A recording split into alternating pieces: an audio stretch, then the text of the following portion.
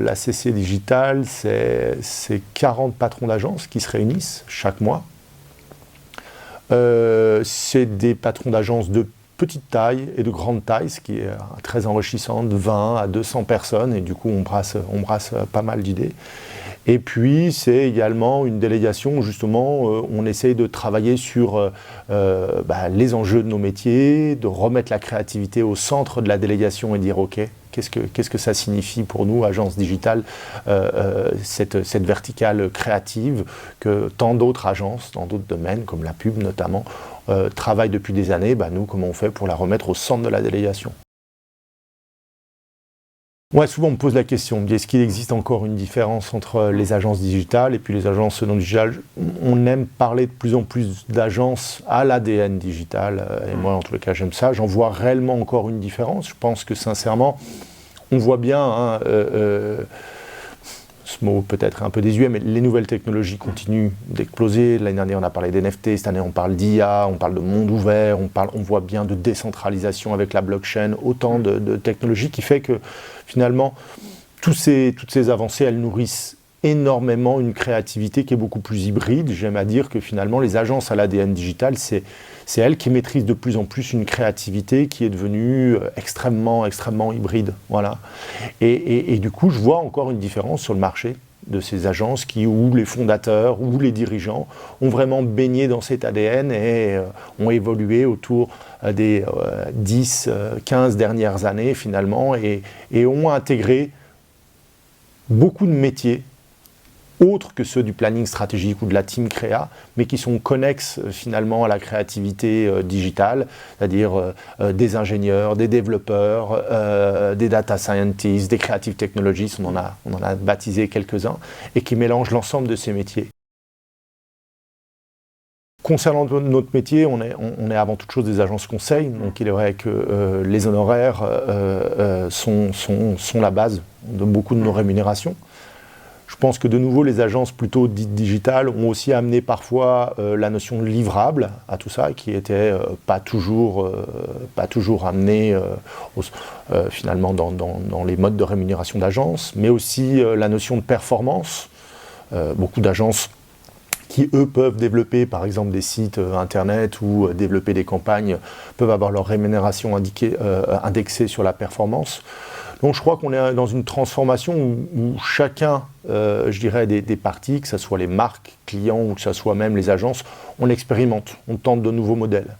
Alors où est-ce qu'on en est? On sort bien évidemment de 2 années, et puis c'est pas moi qui le dis, c'est le marché, on voit bien qu'ils sont relativement soutenus. D'ailleurs, au sein de la délégation, on fait un baromètre semestriel de l'activité de nos boîtes. Et le marché, ces 2 dernières années, en tous les cas, ont été de bonnes années, avec des croissances, on va dire post-Covid, bien évidemment, il peut y avoir un rebond. Après, il reste toujours des domaines, on est toujours dans le service, on est toujours là pour prester pour des clients, et puis on parle de plus en plus de collaboration responsable, un sujet qui nous est cher à la CC, et c'est de dire comment on établit une collaboration responsable, et c'est sans doute là où le bas blesse toujours, c'est sans doute sur le moment finalement de la consultation responsable, c'est au moment où on cherche une nouvelle agence, quelles sont les meilleures pratiques pour pouvoir faire une consultation qui est responsable et que personne ne se sente spoilé ou produise trop de travail non rémunéré. Moi, je pense que ça progresse. C'est-à-dire que de plus en plus de nos clients et au sein de la délégation, on l'identifie, bien évidemment, commencent à dire écoutez, moi je vais vous consulter, il va y avoir un dédit d'un montant pour cette consultation parce que vous allez nous apporter du travail. Alors bien évidemment, on peut toujours dire que le dédit n'est pas assez cher, pas assez haut, on peut toujours... mais ça progresse. Je pense qu'il y a réellement, à un moment donné, tous les acteurs qui ont compris que c'était, vertueux à un moment que tout le monde s'en sorte, que les consultations se fassent correctement. Maintenant, il y a encore des progrès à faire. Et à la CC, on va essayer de se l'atteler en consultant toutes les parties prenantes pour encore plus aller dans la bonne direction. C'est un sujet qui me tient à cœur parce que, bien évidemment, le digital souvent a été un petit peu le moteur d'avoir le résultat en temps réel. On se souvient des grandes époques de taux de clics, de rebonds, de taux d'engagement, etc. Les indicateurs, on en a beaucoup.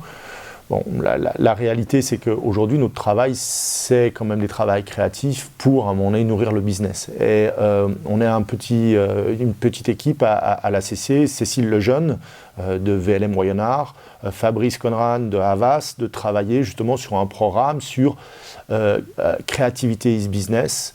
Et on a créé un partenariat avec Le Figaro et Kantar pour réussir à aller mesurer finalement l'efficacité business réelle des campagnes créatives qui sortent chaque année en France et qui sont primées à différents prix, que ce soit au Cannes Lions, que ce soit à d'autres prix nationaux. Et justement d'aller quelque part d'une manière scientifique, calculée, avec des bons chiffres, de dire en quoi cette campagne a nourri le business. Donc pour moi, c'est deux choses qui sont vraiment intimement liées. La créativité et l'efficacité, ça peut pas s'opposer. Et je pense que c'est peut-être une vision un peu passéiste de vouloir à tout prix les écarter l'une de l'autre. C'est au cœur de la Nuit des Rois. J'espère qu'on va pouvoir discuter de tout ça et puis voir des campagnes qui justement allient les deux à la fois. Au sein de la délégation, on parle énormément d'IA et on va forcément vivre de nouveau un hype cycle de Gartner avec un pic colossal d'inflation autour du sujet, en se disant ça va être extraordinaire, ça va transformer nos métiers, ce qui est sans doute vrai, il va y avoir une transformation. Et puis là, je le vois déjà poindre du nez, un petit peu comme les NFT. À un moment donné, on va avoir une espèce de chute et dire ah, finalement, c'est rien du tout. La vérité, c'est que je pense sincèrement qu'on va atteindre, si je reprends les termes du hype cycle, un plateau de productivité, c'est-à-dire dire oui, ça va sans doute changer notre façon de travailler. En plus, c'est quelque chose qui est né du digital, bien évidemment, avec les vitesses de calcul. Et l'intelligence artificielle va forcément impacter la créativité et nourrir celle-ci. Et moi, je suis assez excité, assez exalté à l'idée de dire, OK, les 6 mois qui arrivent là, et ben, de nouveau, les agences digitales vont être quelque part le fer de lance d'une créativité un peu réinventée et il va falloir l'apprivoiser.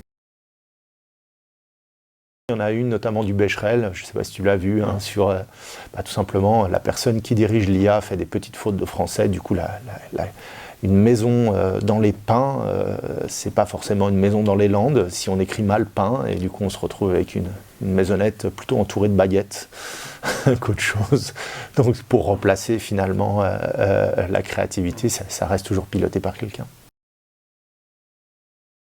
Le Web3, encore une fois, souvent on souffre d'une excitation, d'un emballement de marché, parfois des médias sur le Web3, tout le monde a créé sa verticale, mais est une réalité claire, c'est monde ouvert. Aujourd'hui, on le voit avec la résurgence de communautés fortes sur pas mal de plateformes.